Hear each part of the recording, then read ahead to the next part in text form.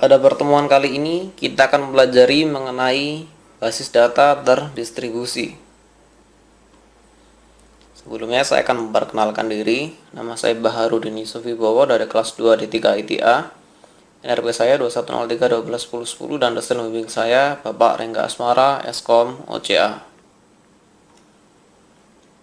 Yang pertama, tujuan pembelajaran dari materi ini. Pada materi database terdistribusi ini ada beberapa. Yang pertama adalah kita akan memahami perbedaan antara DBMS terdistribusi dan DBMS terpusat.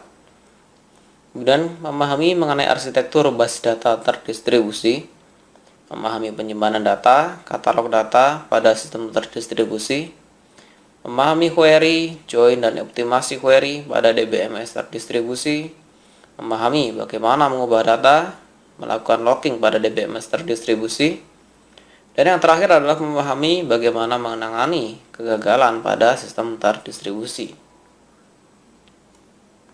Yang pertama mengenai basis data terdistribusi, yaitu basis data distributed database atau basis data terdistribusi, yaitu adalah data yang disimpan pada beberapa tempat atau site, dan setiap tempat ini diatur dengan suatu DBMS atau Database Management System yang dapat berjalan secara independen. Properti yang terutama terdapat pada basis data terdistribusi, yaitu komponen-komponen utamanya adalah independensi data terdistribusi, yaitu pemakainya tidak perlu mengetahui di mana data berada. Jadi di sini user itu tidak perlu tahu database ini disimpan pada server yang mana. Berikutnya transaksi terdistribusi yang atomik, yaitu pemakai dapat menulis transaksi yang mengakses dan mengubah data pada beberapa tempat, seperti mengakses transaksi lokal. Jadi di sini ada kemungkinan data yang diambil itu berasal dari tempat yang berbeda. Nah, di sini yang diperlakukan seperti klien adalah dia akan mengakses transaksi ini seperti transaksi lokal, padahal datanya terdistribusi. Berikutnya mengenai tipe basis data terdistribusi. Di sini ada homogen dan heterogen. Yang pertama homogen, yaitu sistem di mana setiap tempat itu menjalankan tipe DBMS yang sama. Jadi datanya memang terbagi, tapi sistem DBMS-nya sama. Berikutnya ada sistem heterogen, yaitu di mana setiap tempat itu berbeda DBMS-nya. Yaitu entah itu DBMS relasional ataupun non-relasional. Jadi heterogen ini biasanya digunakan untuk data yang sangat-sangat kompleks. Jadi DBMS-nya bisa berbeda. Entah yang satu menggunakan Oracle atau yang satu menggunakan SQL atau bahkan menggunakan NoSQL seperti Mongo maupun Bigtable. Kemudian arsitektur dari basis data terdistribusi. Arsitektur yang paling umum adalah client server. Itu dimana setiap client server itu punya satu atau lebih proses client dan satu atau lebih proses server dan sebuah proses query-nya. Jadi di sini client akan melakukan query yang dikirim pada server-server tertentu. Jadi pada dasarnya kan ada yang namanya response dan request. Jadi client ini mengirimkan request dan request ini akan diproses oleh server sendiri tanpa client ini harus tahu server itu berada di mana.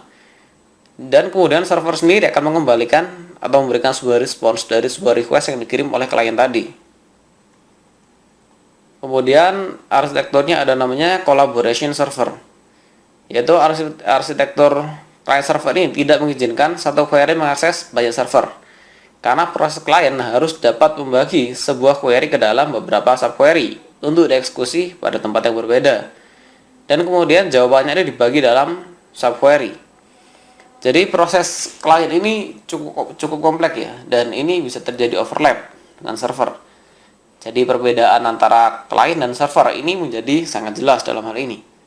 Nah, untuk mengurangi perbedaan itu digunakan cara-cara alternatif arsitektur client server, yaitu sistem collaboration server. Pada sistem ini terdapat sekumpulan server basis data. Jadi ada beberapa server database yang dia itu menjalankan transaksi data lokal yang bekerja sama mengeksekusi transaksi pada beberapa server. Nah, jadi seperti ini ya, collaboration system. Jadi di mana satu server ini dapat membagi pekerjaannya pada server-server yang lain. Jadi dia akan dipecah menjadi sub-sub query, di mana sub query ini diterima oleh server dan dikirimkan pada server-server lain. Jadi dia akan kerjanya seperti lokal nanti. Berikutnya data storage pada sistem terdistribusi. Jadi yang pertama ada fragmentasi. Jadi fragmentasi ini sendiri terdiri dari relasi-relasi yang dibagi ke relasi atau fragmen-fragmen yang lebih kecil. Dan fragmen ini dibagi pada beberapa tempat. Jadi ada dua macam fragmentasi ya, ada fragmentasi horizontal dan fragmentasi vertikal. Di mana pada fragmentasi horizontal ini, setiap fragmen itu terdiri dari sebuah subset baris dan ya yang berasal dari relasi asal. Nah, tapi pada fragmentasi vertikal, setiap fragmen itu terdiri dari setiap subset kolom dari relasi asalnya. Berikutnya ada konsep replikasi. Yang pertama tadi fragmentasi dan sekarang replikasi. Jadi replikasi ini berarti kita menyimpan beberapa copy dari sebuah relasi atau fragmen relasi.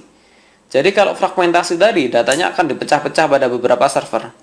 Kalau replikasi ini datanya akan identik antara satu server dengan server lain. Jadi datanya direplika. Jadi server A juga memiliki data 1, 2, 3 dan di server B juga memiliki data 1, 2, 3. Jadi data 1, 2, 3 akan direplikasi dari server A ke server B. Berikutnya kita akan pelajari mengenai manajemen katalog terdistribusi. Yaitu menyimpan data terdistribusi pada beberapa tempat. Ini dapat menjadi sangat kompleks. Jadi kita harus menyimpan data, yaitu bagaimana relasinya difragmentasi dan direplikasi. Bagaimana fragmen relasi itu didistribusikan ke beberapa tempat dan di mana copy dari fragmen tersebut disimpan. Nah, ini yang harus kita manajemen. Yang pertama ada namanya query terdistribusi.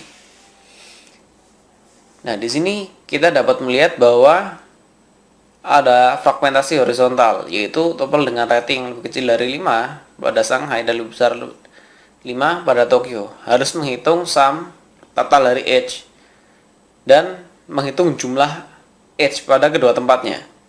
Jika where hanya berisi rating lebih besar dari 6, maka hanya pada satu tempat.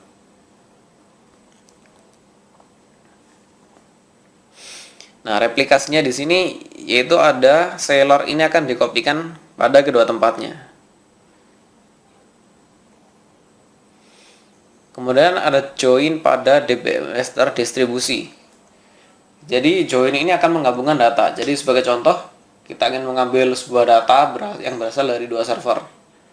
Yang pertama servernya di London dan yang kedua di Paris. Jadi ini juga bisa dapat dilakukan ya. Bagaimana server tersebut dapat menjoin perintah kita. Kemudian kita akan mempelajari mengenai optimasi query pada DBMS terdistribusi. Pertama, kenapa harus dioptimasi? Karena konsep pada database terdistribusi adalah datanya akan dipecah ke dalam beberapa bagian atau diletakkan pada server-server, entah itu menggunakan replikasi atau fragmentasi. Nah, konsep seperti ini apabila tidak dioptimasi, maka akan memperlambat proses query. Jadi optimasi query ini menggunakan beberapa pendekatan ya. Bisa menggunakan biayanya atau pendekatan yang lain. Yang pertama adalah mengubah data terdistribusi, yaitu menggunakan synchronous replication atau asynchronous replication. Untuk synchronous replication, yaitu semua copy dari relasi yang dimodifikasi atau fragmen-fragmennya tadi harus diubah sebelum modifikasi transaksi di commit, yaitu distribusi data dibuat transparan ke pemakai. Yang berikutnya asynchronous replication, yaitu copy dari sebuah relasi yang dimodifikasi hanya diubah secara periodik. Jadi copy yang berbeda akan keluar dari sebuah proses yang dinamakan sinkronisasi. Di sini user itu harus waspada pada distribusi datanya. Tapi produk saat ini kebanyakan mengikuti pendekatan model asynchronous replication ini.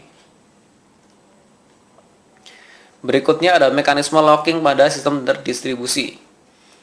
Nah, kenapa ada locking? Nah, ini untuk menangani penguncian objek pada beberapa tempat. Nah, kenapa harus dikunci? Karena pada saat kita mengquery data, bisa saja kita mengquery data yang sedang diupdate oleh user lain, atau kita akan mengupdate data bersamaan dengan user lain, sehingga diperlukan sebuah mekanisme yang dinamakan mekanisme logging. Di sini ada beberapa mekanisme, ada sentralisasi, primary copy, dan terdistribusi penuh. Yang pertama, sentralisasi, yaitu satu tempat untuk melakukan semua penguncian dan membuka kunci untuk semua objek. Berikutnya ada primary copy, yaitu semua penguncian untuk suatu objek dikerjakan pada tempat primary copy dari objek tersebut. Untuk pembacaan, membutuhkan akses ke tempat terkunci sebaik tempat di mana objek tersebut disimpan. Berikutnya ada fully distributed atau terdistribusi penuh, yaitu penguncian untuk suatu copy dilakukan pada tempat di mana copy tersebut disimpan. Nah, hal ini akan mengunci semua tempat pada saat menulis sebuah objek. Berikutnya kita akan pelajari mengenai distributed recovery. Jadi ini adalah sebuah proses pemulihan atau recovery pada DBMS. Nah, kenapa recovery? Misalkan ada kegagalan pada saat suatu transaksi, atau tidak ada yang dikomit pada suatu transaksi. Jadi kita butuh commit protokol untuk menangani hal-hal. Jadi apabila tidak sebuah transaksi tidak segera di-commit. Jadi ada namanya konsep two-phase commit atau 2PC. Jadi di sini pemulihan pada DBMS terdistribusi itu dilakukan dengan metode commit protokol, di mana commit protokol itu sendiri akan mengkoordinasi aktivitas pada tempat yang berbeda yang dilibatkan pada setiap transaksi tersebut. Pada proses two-phase commit ini, setiap transaksi itu didesain oleh koordinator place, di mana subtransaksi yang dieksekusi pada tempat subordinat. Nah, protokol menjamin bahwa perubahan itu akan dibuat oleh beberapa transaksi. Jika koordinatnya bertabrakan, maka subordinat akan diblok dulu, dan subordinat harus menunggu koordinatnya pulih. Berikutnya kita akan bahas mengenai latihan soal. Yang pertama, apakah keuntungan DBMS terdistribusi dibandingkan dengan DBMS tersentralisasi? Jadi keuntungannya adalah dengan pada base data distribusi ini, data akan disimpan pada beberapa lokasi, yaitu dengan tujuannya untuk membuat distribusi yang transparan. Nah, pada base data terdistribusi ini, datanya itu akan independen, jadi pemakai juga nggak perlu tahu di mana lokasi datanya. Berikutnya, struktur antara client server dan collaboration server. Jadi untuk client server, yaitu strukturnya dari client akan langsung mengirim ke server, sedangkan collaboration server dari client akan mengirimkan ke server dan akan dipecah menjadi sub query, dan sub query ini akan dikirimkan kepada server-server yang bertanggung jawab untuk menghandle perintah-perintah tersebut. Berikutnya pada arsitektur collaboration server, jika suatu transaksi dikirim ke DBMS, akan digambarkan bagaimana aktivitas tempat yang berbeda dikoordinasi. Secara khusus, gambarkan aturan manajer transaksi pada tempat yang berbeda, konsep atomic transaksi terdistribusi. Jawabnya adalah, ketika sebuah transaksi mulai dikerjakan, maka transaksi itu berada dalam status aktif. Nah, jika terjadi penghentian sebelum operasi berakhir, maka transaksi akan segera beralih ke status gagal atau failed.